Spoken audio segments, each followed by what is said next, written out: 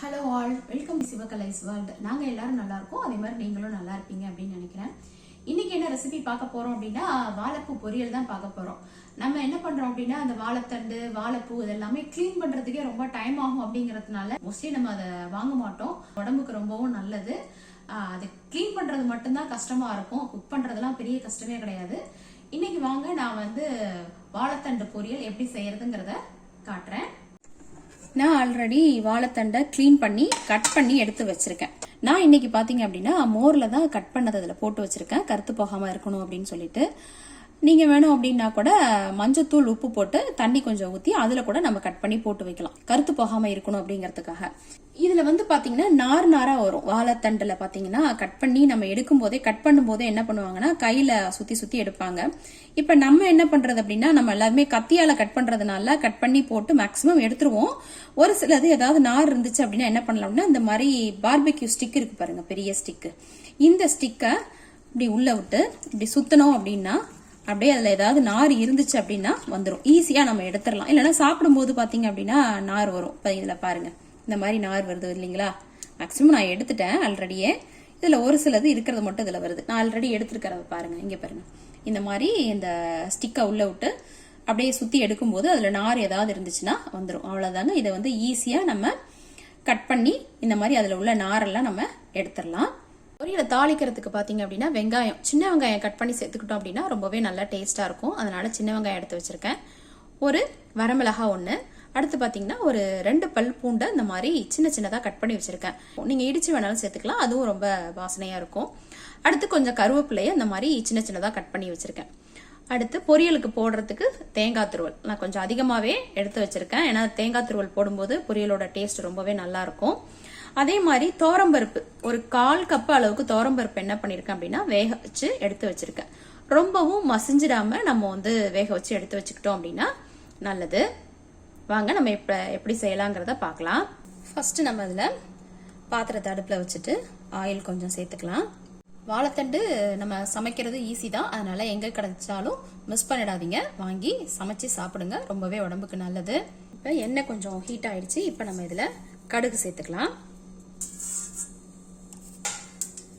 கடுகு பொரிஞ்சிடுச்சு. அடுத்து நம்ம இதுல உளுத்தம்பருப்பு சேர்த்துக்கலாம். கொஞ்சம் ஒரு 1/4 டீஸ்பூன் அளவுக்கு சீரகம். சீரகம் சேர்க்கும் போது பாத்தீங்க அப்படின்னா ரொம்பவே நல்ல டேஸ்டா இருக்கும், அதனால சீரகம் சேர்த்துக்கலாம். இல்ல சீரக பொடி கூட நீங்க வேணாலும் சேர்த்துக்கலாம்.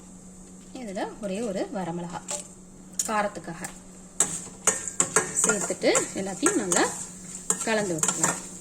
வாழைத்தண்டுல எது சமைச்சாலுமே நல்லா டேஸ்டா இருக்கும். நம்ம வாழைத்தண்டுல சாம்பார் வைக்கலாம், கூட்டு வைக்கலாம், பொரியல் வைக்கலாம், எது செஞ்சாலுமே ரொம்ப நல்லா இருக்கும். சூப்பு கூட வைக்கலாம், வாழைத்தண்டு சூப்பு ரொம்பவே உடம்புக்கு ரொம்பவே நல்லது. இப்ப நம்ம இதுல எடுத்து வச்சிருக்கிற பூண்டு, வெங்காயம், கருவேப்பிலையும் இதுலயே சேர்த்துக்கலாம். கருவேப்பிலை அப்படியே நம்ம போட்டோம் அப்படின்னா தூக்கி போட்டுருவாங்க, அதனாலதான் நான் சின்ன சின்னதா கட் பண்ணி நான் அதில் சேர்த்துருக்கேன். சேர்த்துட்டு நல்லா வதக்கி விட்டுக்கலாம்.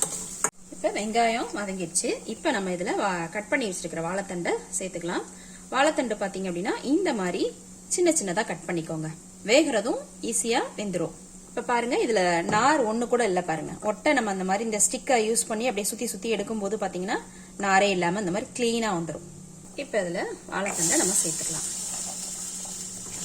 இப்ப நம்ம எல்லாத்தையும் வாழைத்தண்டை வதக்கிக்கலாம். அதே மாதிரி வாழைத்தண்டு வாங்கினோடனே ஒரு 1 or 2 டேஸ்ல சமைச்சிருங்க, வாங்கி ரொம்ப நாளும் வச்சிருக்க வேணாம். இல்லைன்னா நல்லா இந்த மாதிரி கலந்து விட்டுக்கலாம். இப்ப நம்ம இதுக்கு தேவையான அளவு உப்பு சேர்த்துக்கலாம். ஃபர்ஸ்ட் கொஞ்சம் சேர்த்துக்கோங்க, தேவைப்பட்டுச்சுன்னா அப்புறம் சேர்த்துக்கலாம். உப்பு சேர்த்துட்டு நல்லா கலந்து விட்டுக்கலாம். தண்ணி எதுவும் சேர்த்துக்க வேணாம், ஏன்னா இந்த வாழைத்தண்டுல இருந்து வர தண்ணியே போதும், அதுலயே எல்லாம் வெந்துடும், காயெல்லாம் வெந்துடும். அதனால நம்ம மூடி போட்டு ஒரு கொஞ்ச நேரம் வேக விட்டுக்கலாம், அதுல வெந்துரும். நமக்கு நம்ம பார்க்கலாம் வாழைத்தண்டு வெந்துடுச்சான்னு சொல்லிட்டு. இப்ப நம்ம ஒண்ணு எடுத்து மசிச்சு பார்க்கலாம். பாருங்க வெந்துடுச்சு, சீக்கிரம் வெந்துடும் வாழைத்தண்டு. இப்ப நம்ம இதுல வேக வச்ச தோரம்பருப்பை சேர்த்துக்கலாம். நீங்க வேணாலும் கடலை பருப்பு சேர்த்துக்கலாம், இல்ல பாசி பருப்பு கூட சேர்த்துக்கலாம், அதுவும் நல்லா டேஸ்டா இருக்கும். தோரம்பருப்பு சேர்க்கும் போது பாத்தீங்கன்னா இன்னும் வாழைத்தண்டு நல்லா டேஸ்டா இருக்கும். எல்லாத்தையும் சேர்த்து நல்லா கலந்து விட்டுக்கலாம். பருப்பே வேணாம் அப்படின்னு நினைச்சீங்க அப்படின்னா வெறும் தேங்காய் துருவல் மட்டும் சேர்த்துக்கிட்டீங்கன்னா லாஸ்டா கூட அதுவும் ரொம்ப நல்லா டேஸ்டா இருக்கும். இந்த மாதிரி நீங்க செஞ்சு கொடுக்கும்போது இந்த வாழைத்தண்டு பிடிக்காதவங்க இல்ல சாப்பிட மாட்டேங்கிறவங்க கூட நல்லா விரும்பி சாப்பிடுவாங்க. அதனால நீங்க இந்த மாதிரி ட்ரை பண்ணி பாருங்க. கலந்துட்டு நம்ம எடுத்து வச்சிருக்கோம் பாருங்க, தேங்காய் துருவல் சேர்த்துக்கலாம். தேங்காய் துருவல் கொஞ்சம் நல்லா அதிகமாகவே சேர்த்துக்கிட்டோம் அப்படின்னா நல்லா டேஸ்டா இருக்கும் பொரியலுக்கு. ஒரு 10 மினிட்ஸ்லேயே பார்த்தீங்கன்னா வாழைத்தண்டு வெந்துடும். அது குக் ஆகிறதுக்குலாம் ரொம்பலாம் டைம் ஆகாது. கட் பண்ணிட்டோம் அப்படின்னா நான் சொல்கிற மெத்தடில் நீங்கள் கட் பண்ணிட்டீங்கன்னா ரொம்பவே ஈஸியாக இருக்கும். உங்களுக்கு காட்டணுங்கிறதுக்காக தான் நான் ஆல்ரெடி எடுத்து வச்சிருந்ததை காட்டினேன். அந்த மாதிரி ஸ்டிக்கை விட்டு எடுத்தோம் அப்படின்னா ஈஸியாக எடுத்துடலாம். இல்லைன்னா நார் இருக்கும், அதுக்காக தான் ஃபஸ்ட்டு சுத்தமாக நம்ம வந்து க்ளீன் பண்ணிடணும். அவ்வளோதான், நம்மளுடைய சூப்பரான வாழைத்தண்டு பொரியல் ரெடி ஆயிடுச்சு. இந்த மாதிரி செஞ்சு கொடுங்க, எல்லாருமே ரொம்ப விரும்பி சாப்பிடுவாங்க. சுட சுட சூப்பரான வாழைத்தண்டு பொரியல் ரெடி. இது பார்த்தீங்கன்னா எல்லாத்துக்குமே சைடிஷாக சாப்பிட்றதுக்கு ரொம்பவே டேஸ்டாக இருக்கும். சாம்பார், வத்தக்குழம்பு, இல்லை ரசம், தயிர் சாதத்துக்கு கூட இதை வச்சு சாப்பிடலாம். அவ்வளவு டேஸ்டாக இருக்கும். நீங்களும் இதே மாதிரி ட்ரை பண்ணி பாருங்க. ட்ரை பண்ணி பார்த்துட்டு எப்படி இருந்ததுங்கிறத கமெண்ட் பண்ணுங்க. இந்த வீடியோ பிடிச்சிருந்தது அப்படின்னா லைக் அண்ட் சப்ஸ்கிரைப் பண்ணுங்க, ஷேர் பண்ணுங்க, ஃப்ரெண்ட்ஸ் அண்ட் ஃபேமிலிக்கும் மறக்காம ஷேர் பண்ணிடுங்க. தேங்க்ஸ் ஃபார் வாட்சிங்.